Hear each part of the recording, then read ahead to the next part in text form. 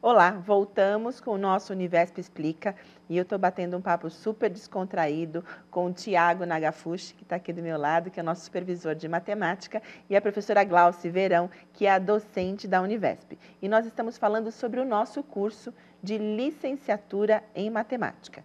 E agora, neste segundo bloco, nós vamos falar para você sobre 3 atividades de extrema importância na formação do aluno da Univesp, que é o projeto integrador, o trabalho de conclusão de curso e o estágio, tá? Só que agora eu vou voltar aqui, agora eu vou olhar para você, Glaucia, vamos falar de projeto integrador, agora sem spoiler, tá na hora de a gente explicar para quem está nos ouvindo o que é o projeto integrador da Univesp, qual que é a importância dele na formação do nosso aluno. Então, Simone, o projeto integrador, ele faz parte é uma componente curricular do curso de matemática. Ele começa desde o segundo semestre do curso e vai até o final. Então, no total, o aluno faz 6 projetos integradores.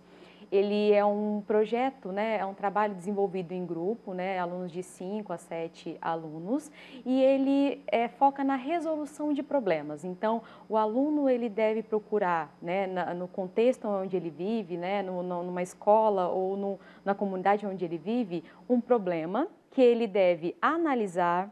Ele deve propor uma solução, ele deve fazer um protótipo da solução, executar e avaliar essa solução. Então, ele tem um caráter muito prático e ele circunda ali as disciplinas que o aluno está vendo no semestre. Então, o aluno tem a oportunidade de enxergar aquelas disciplinas que ele está estudando no semestre e dar um caráter prático a elas, né, resolvendo um problema. As habilidades que o projeto integrador ele desenvolve no aluno é a capacidade de trabalhar em grupo, que é super importante nos dias atuais, né, do aluno ter essa capacidade da pessoa, né, lidar com outras pessoas e saber trabalhar em grupo, capacidade de resolução de problema. Ele começa ali a desenvolver um relatório científico, então ele já tem um primeiro contato com a escrita científica de relatório. E eu acho que é muito importante, né, e é uma coisa que eu sempre lembro de uma aluna, né, que fazia o PI, que ela falava assim que use o PI a seu favor, ou seja, se você tem a vontade de aprender, sei lá, vamos supor uma linguagem de programação, tenta colocar essa linguagem de programação naquele contexto, né, no caso, eu vou ensinar, está no contexto de que tem um semestre que tem estatística e uma disciplina didática. Então, você tenta colocar o seu projeto integrador para você aprofundar esse conhecimento. Perfeito. E aí, quando a gente fala em aprofundar, é de fato você poder transformar na prática tudo isso, né? Porque assim, quando a gente fala em resolver um problema, todo mundo fica, nossa, que problema, onde eu vou encontrar um problema? Gente, problema a gente encontra todos os dias. Tá? Dentro da Univesp, eu estava tentando lembrar aqui, eu toda hora dou um problema, principalmente para o Tiago, né? Eu ligo para o Tiago e falo, Tiago, você me ajuda, né, a fazer tal coisa? Ou, Tiago, temos que pensar num curso de formação. Então, na verdade, isso, gente, é não necessariamente um problema, mas pode ser um caso, pode ser uma situação em que a gente tem que fazer uso dos conhecimentos que a gente tem. É mais ou menos por aí, não é, Glauci? Que a gente tem que transitar? Exatamente. Quer complementar, Tiago? Acho que é o bacana do curso da licenciatura em matemática da Univesp, que ele tem esse caráter muito prático, né? Então, o aluno ele vai praticar no PI essa resolução de problemas, ele vai ter vários passos, né, para percorrer, porque são 6 projetos integradores, ele vai ter uma pessoa orientando para ajudar também esse trabalho em grupo, e é muito bacana que ele, além de enxergar um problema local, ele vai propor uma solução para aquele problema. Então, é uma disciplina que exige que ele já aplique essa resolução de problemas, né? Então, é muito bacana essa vertente mais prática, né, da matriz curricular da Univesp. Sim. E aí, assim, eu lembrei de um aspecto importante que vocês disseram agora, sobre aprender a trabalhar em equipe e aprender a trabalhar em grupo, né? Então, assim, eu acho interessante, eu vou até olhar um pouquinho agora para você, aluno. Às vezes o aluno fica bravo, né? Ele fala, mas eu tenho que fazer esse trabalho em grupo, e aí a gente pede para um grupo, para uma equipe se autoavaliar, e aí fica todo mundo bravo, nervoso. Só que assim, vamos colocar o outro lado da moeda agora. Imagina você, futuro professor, que está na educação básica, com um monte de adolescente, um monte de criança, e você fala para eles, agora vamos fazer um trabalho em grupo. E aí vira aquela confusão. Então, quer dizer, o nosso PI, pela experiência que o aluno passou, porque ele vivenciou o trabalho em grupo, ele vai trazer condições para que na hora que ele estiver na sala de aula dele, naquele dia a dia, ajudar também a conduzir didaticamente o aluno, gente. Isso, vocês querem comentar um pouquinho a respeito disso? Sim, eu acho que até trabalhar em conjunto com outros professores, né? Porque ele não está sozinho ali na educação básica, né? Ele não está sozinho na escola. Então, ele precisa lidar com outros professores, né? Com a direção. Então, não é só na sala de aula que ele vai precisar desenvolver o trabalho em grupo, mas na vida dele também, né? Com os outros colegas. E se ele for para o mundo corporativo, ele vai trabalhar em grupo o tempo todo, né? Então ele vai ter que conviver com as diferenças, vai ter que conviver com as diversas formas de pensamento, porque as pessoas são diferentes, né? Quando a gente trabalha com outra pessoa, uma pessoa pode ser melhor em matemática, outra pode ser melhor em escrever. Então a gente une forças no trabalho, né? Cada um pega uma frente que acha que é melhor e consegue desenvolver um trabalho em equipe. Então é muito importante esse trabalho que ele faz no PI em equipe, porque ele vai levar isso para o resto da vida, né? Perfeito. Eu gostei do que você falou agora, que é muito o que a gente procura fazer na Univesp, né? Porque quem está do outro lado não vê o que a gente faz, mas a gente procura unir forças. Né? Então, a gente se integra muito, por isso que eu falei que a professora Glauce e o Tiago, eles estão muito envolvidos em inúmeros projetos da Univesp, porque eles, vou colocar aqui agora, graças a Deus, né? São as pessoas que conseguem traduzir para a gente e transformar a nossa realidade, transformar a linguagem matemática naquilo que a gente precisa. E aí, para falar em transformar a linguagem matemática naquilo que a gente precisa, eu estou indo um pouquinho mais agora para o fim do nosso curso, que é o TCC, o trabalho de conclusão de curso. Né? Então, Glaucio, eu queria que você falasse um pouquinho sobre a importância do TCC e como é o TCC na Univesp, né? Porque se todo mundo fala, mas eu vou ter que fazer o TCC, né? E aí eu olho para ela sorrindo, então quer dizer, não é este martírio todo, né, Glaucia? Não é. O aluno, ele já pode fazer o TCC depois que ele conclui 62,5% da carga horária total do curso. Então, a partir do momento que ele acha que ele está pronto, que ele tem já uma questão que ele deseja aprofundar, ele já pode fazer o TCC. Então, o aluno ali já fez, né, 62,5% do curso. Então, ele já passou por algum PI, ele já eventualmente fez um estágio, então ele já teve uma bagagem de disciplinas que ele pode, então, consolidar o conhecimento dele no TCC. E aí o TCC ele não precisa ter um caráter prático, né? Ele pode ter um aspecto mais...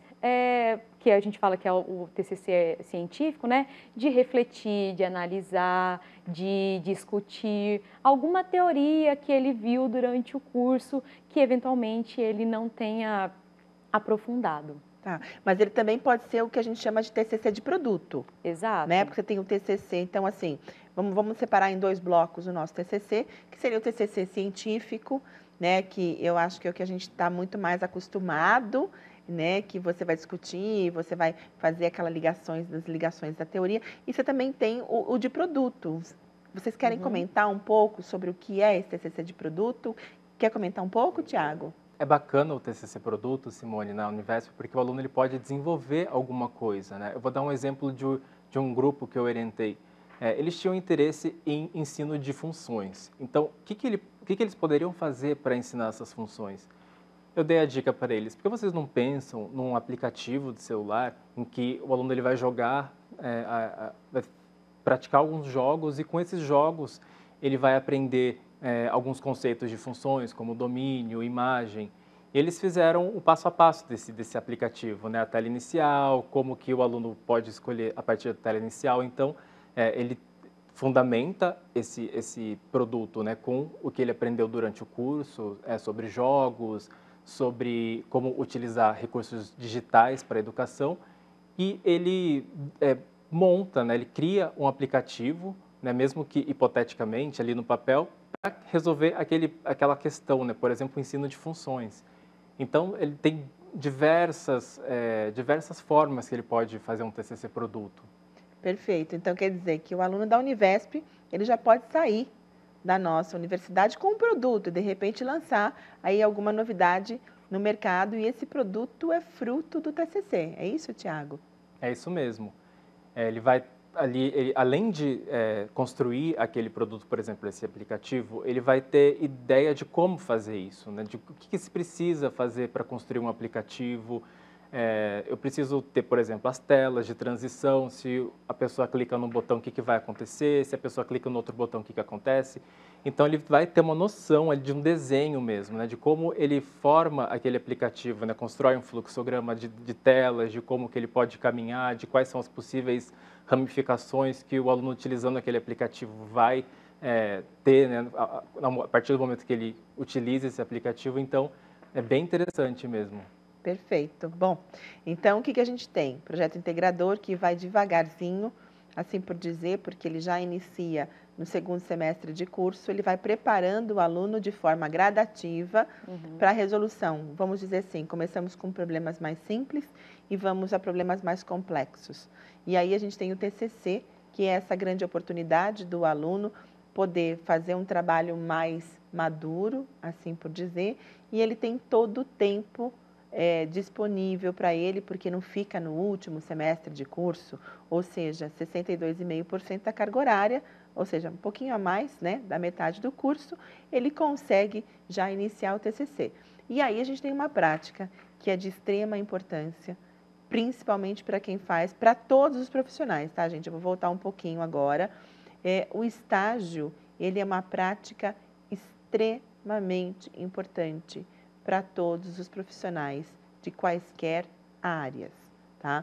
Mas, em especial, eu sempre gosto de ressaltar a importância do estágio para as áreas de licenciatura, e aí, na Univesp, Pedagogia também é licenciatura. Então, assim, ressaltar esta importância, porque ensinar não é simplesmente você colocar, eu vou voltar um pouquinho, né, para a minha pré-história, não é simplesmente você colocar um conteúdo na lousa, né, e ficar de costas, e seja o que Deus quiser o que está acontecendo por trás de você. O estágio é uma grande oportunidade de prática. Glauci, fala um pouquinho para a gente disso, da importância deste estágio na formação do futuro professor de matemática. O perfil, né, o professor de matemática que a gente espera, né, o egresso do curso de licenciatura em matemática, que a gente espera que ele saia com no mínimo 4 habilidades, né, ou competências. A gente quer que ele saiba com conhecimento específico, então tem as disciplinas de matemática. Nós queremos que ele saia com conhecimento pedagógico, então ele tem as disciplinas da área da pedagogia, né, da área de educação. Nós queremos também que ele entenda a estrutura, né, da escola, como que funciona a escola, como que funciona ali a questão de leis, como que funciona a gestão escolar. Então, por isso, a gente tem o estágio na gestão, tanto no 100 horas, tanto no ensino fundamental, nas atividades de gestão, quanto 100 horas nas atividades de gestão no ensino médio. E também nós queremos que ele saia com experiência. Não é uma experiência, né, muito grande, mas que ele não saia cru, que ele tenha a vivência, né, a observação, a participação em sala de aula, para ele entender qual teoria que dá certo ou não, como que ele pode, né, ele até pode levar para o aplicativo, aliás, ele pode levar para o TCC dele de como que eu posso ensinar usando um aplicativo ou uma plataforma com uma sala de aula repleta de alunos, né, então ali ele vai ter a vivência do que ele, da realidade, né, do que vai ser a futura profissão dele. Perfeito. Você quer complementar mais alguma coisa, Tiago, falando um pouquinho dessa prática que é super enriquecedora para a formação do nosso aluno? É muito interessante que na prática ele vai lidar com diversos problemas, né? Pequenos probleminhas, às vezes uns probleminhas um pouco maiores, e vai entender como que é a sala de aula, né? Como que funciona essa dinâmica de sala de aula, porque sala de aula é uma coisa bastante dinâmica. Dinâmica, exato. Tem diversas coisas acontecendo ao mesmo tempo, tem muitas situações que podem ocorrer. Então, o estágio, ele prepara esse aluno já para entender como que quando ele sair da universidade, ele já vai conhecer melhor, né, qual que é a realidade, qual que é o dia a dia, qual que é o cotidiano de uma sala de aula. Perfeito. Isso é bastante importante. Sim, e aí, assim, uma das coisas que eu gostaria de destacar na fala da professora Glauce, que ela falou que o aluno da Univesp, ele é preparado como um todo no estágio para transitar na escola. Exato. Né? Porque nós estamos falando do quê? De uma prática que ela tem em sala de aula, que vamos dizer assim, vai a didática propriamente dita, mas aí você depois tem os outros ambientes que nós, professores, circulamos na escola. A gente tem uma diretora, né? A gente tem uma diretora, a gente tem um coordenador pedagógico, né? A gente tem os supervisores, enfim. Cada escola vai ter uma estrutura, vai ter uma equipe para poder auxiliar e trabalhar com o aluno e com os pais dos alunos. Então, o aluno da Univesp, ele sai preparado para isso, né, Glauce? Isso, e só complementando, né, que eu falei são 400 horas de estágio, né? São 200 horas nas atividades de gestão e 200 horas nas atividades de docência. Então, ele vai ter ali atividades que ele vai estar mais ligado à gestão escolar e depois uma carga horária para as atividades em sala de aula, né? E aí, então, sempre tem essa divisão de que ele vai atuar, que ele pode atuar tanto no ensino médio quanto no ensino fundamental. Perfeito, nossa. Bom, gente, nosso bate-papo é maravilhoso. Eu acho que eu passaria horas falando aqui com vocês da licenciatura em matemática, desse encantamento que vocês trouxeram para essa profissão que é tão importante, né? E aí eu olho para o olhar da Glauce, os olhos brilham, né? E é tão bom a gente ver isso quando a gente gosta daquilo que faz. Então, a gente vai chegando para o final do nosso Univesp Explica de hoje, com muita graça, com muita perspectiva, com muita novidade sobre o que é a licenciatura em matemática. Mas antes de eu encerrar, eu preciso agradecer muito a presença de vocês. E eu, como eu comecei com o Tiago, vou começar de novo. Tiago, um prazer enorme ter você aqui com a gente. E você tão jovenzinho, não só ele como a Glauce, né? Os dois são super jovenzinhos, contando para a gente da experiência profissional e dessa maravilha que é ser professor de matemática. Muito obrigada. Eu que agradeço, Simone. Ok, perfeito. Glauce, você, né? Obrigada. Estamos todos os dias juntas, é um prazer enorme e poder contar, e aí com esse seu entusiasmo, esse seu brilho nos olhos pela matemática. Isso é fantástico. Muito obrigada. Obrigada, Simone. Obrigada, Tiago.